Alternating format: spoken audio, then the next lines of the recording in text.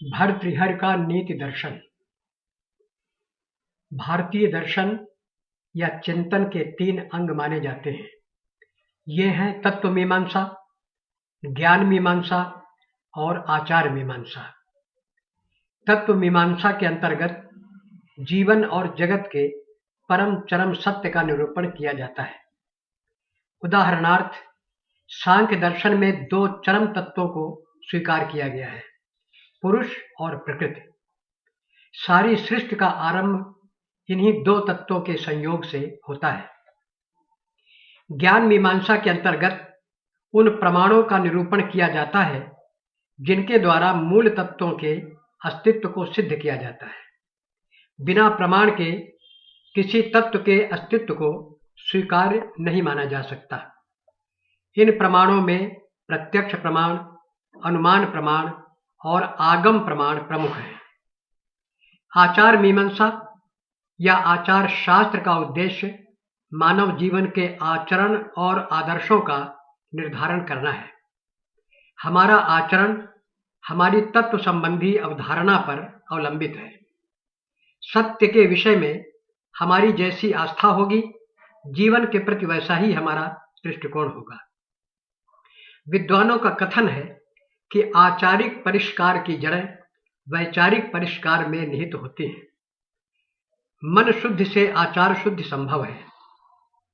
नीति शास्त्र वस्तुतः आचार का पथ प्रदर्शक शास्त्र है। यह उचित और अनुचित का निर्णय कर उचित की स्वीकृति में चरितार्थ होता है। नीति शब्द नी धातु में 3 प्रत्यय लगाने से बनता है, जिसका अर्थ है ले जाने की क्रिया, आचार पद्धति अथवा कल्याणकारक आचार व्यवहार। इस प्रकार हमारे दर्शन या चिंतन का पर्यवसान हमारी नैतिकता में ही होता है। कोरा ज्ञान या चिंतन तब तक व्यर्थ और निष्फल है जब तक उसका जीवन में उपयोग न हो। अतः सत्य की जिज्ञासा और उसके ज्ञान के साथ साथ नैतिक आचार को भी चिंतन का आवश्यक अंग माना गया है। इस दृष्टि से जैन धर्म में स्वीकृत सम्यक दर्शन, सम्यक ज्ञान और सम्यक चारित्र्य का सिद्धांत अत्यंत महत्वपूर्ण है। भारतीय वाङ्मय में नीति साहित्य की एक सुदीर्घ एवं समृद्ध परंपरा मिलती है। ऋग्वेद के सूक्तों में हमें अनेक नीति वचन और नीतिपरक आभाणक मिल जाएंगे। वेद में व्यापक नैतिक चेतना और नैतिक व्यवस्था के लिए ऋत शब्द का प्रयोग किया गया है। रामायण, महाभारत, स्मृतियों एवं धर्मशास्त्रों में तो नीति वचनों की उत्कृष्ट सेवध सुरक्षित है। शुक्र, बृहस्पति, नारद, उशना, कामंदक, चाणक्य आदि की रचनाएं तो नीति साहित्य की मानो अजस्र भांडार है। महाकवि कालिदास, भास, भवभूति, भारवी, माघ आदि की कृतियों में भी नीति संबंधी सामग्री की प्रचुरता है। नीति साहित्य के इसी अविरल परंपरा में भर्तृहरि के नीति शतक का महत्वपूर्ण स्थान है।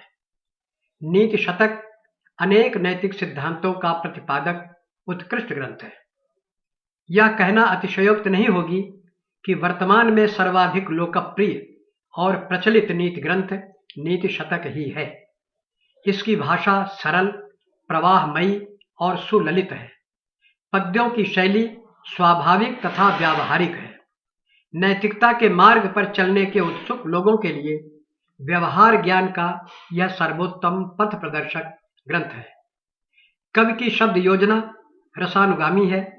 जहां जैसा भाव है वहां वैसी ही पदावली का प्रयोग हुआ है।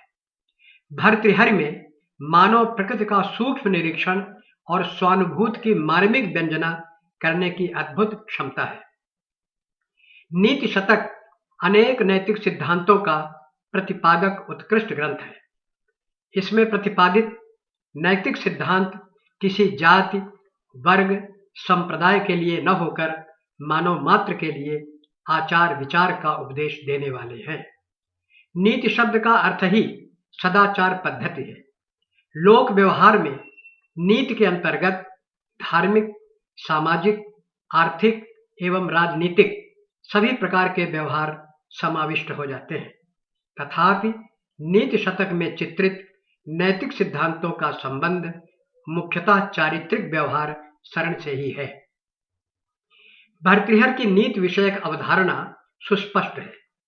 ग्रंथ के प्रतिपाद्य हैं सदाचार, परोपकार, त्याग, दया, क्षमा, सत्य, अस्तेय आदि सभी विषय मनुष्य के गंभीर सांसारिक अनुभव पर आधारित हैं। कवि का नैतिकता का बोध अनुभव सिद्ध है। कवि ने लोक जीवन से अनुभव प्राप्त कर मानव मात्र के लिए एक सरल और स्वच्छ जीवन पद्धति का प्रतिपादन अपने ग्रंथ में किया है। नीति शतक वस्तुतः मानव जीवनोपयोगी प्रायः सभी विषयों से संबद्ध सुभाषितों का अनुपम संग्रह है। कुछ उदाहरण द्रष्टव्य हैं। भर्तृहरि ने सुमति और सद्गुणों को सुख और समृद्धि का तथा कुमति और दुर्गुणों को दुख और विपत्ति का मूल कारण माना है। वे कहते हैं कि प्राणियों के पास यदि क्षमा भाव है तो उसे किसी रक्षा कवच की आवश्यकता नहीं है। यदि उसमें क्रोध का भाव है तो उसे शत्रुओं की आवश्यकता नहीं है। यदि उसके अच्छे मित्र हैं तो उसे औषधियों की और दुष्ट मित्र वाले को सर्पों की कोई आवश्यकता नहीं है। इसी प्रकार यदि उसकी संपत्ति के हिस्सेदार है तो उसे अग्नि की और विद्या रूपी धन वाले को धन संपदा की क्या आवश्यकता है। लज्जाशील प्राणी के लिए आभूषणों की तथा सुकविता संपन्न व्यक्ति के लिए राज्य की क्या आवश्यकता है। वे कहते हैं शांतिश्चेत कवचेन किम किमरिभिः क्रोधोस्ति चेत देहिनाम ज्ञातिश्चेद अनलेन किम यदि सुहृद दिव्यौषधय किम फलम किम सर्पैः यदि दुर्जनाः किम धनैः विद्यानवद्या यदि व्रीडा चेत किम भूषणैः सुकविता यद्यस्ति राज्येन किम। वर्तमान युग में छल, छद्म, कपट और पाखंड का बोलबाला है। भले बुरे मित्र शत्रु की पहचान कर पाना कठिन है। पाखंडी व्यक्ति स्वार्थ सिद्धि के लिए मित्रवत छद्म रूप धारण करके अपने परिचितों को धोखा देने से नहीं चूकते। राजा भर्तृहरि ने ऐसे कपटी मित्रों से सावधान रहने के लिए उनकी पहचान बताई है। वे कहते हैं आरंभ गुरवी क्षैणी क्रमेण लघ्वी पुरा वृद्धिमती च पश्चात दिनस्य पूर्वार्ध परार्ध भिन्ना छायेव मैत्री खल सज्जना नाम। अर्थात दुर्जनों की मित्रता प्रातःकालीन छाया के समान होती है, जो पहले तो बड़ी लंबी होती है किंतु धीरे धीरे घटती जाती है। इसके विपरीत सज्जनों की मित्रता दोपहर की छाया के समान होती है, जो पहले तो छोटी होती है किंतु उत्तरोत्तर बढ़ती जाती है। अतः हमें दोपहर के बाद की छाया के समान मैत्री वाले लोगों को अपनाना चाहिए। परोपकार मनुष्य का महान गुण है। यह एक महान मानव मूल्य है। सज्जनों का स्वभाव होता है कि वे बिना किसी स्वार्था भावना के परहित साधन में लग जाते हैं। भर्तृहरि कहते हैं कि प्रायः लोग धन पाकर अहंकारी और उद्धृत बन जाते हैं, परंतु सज्जन संपत्ति पाकर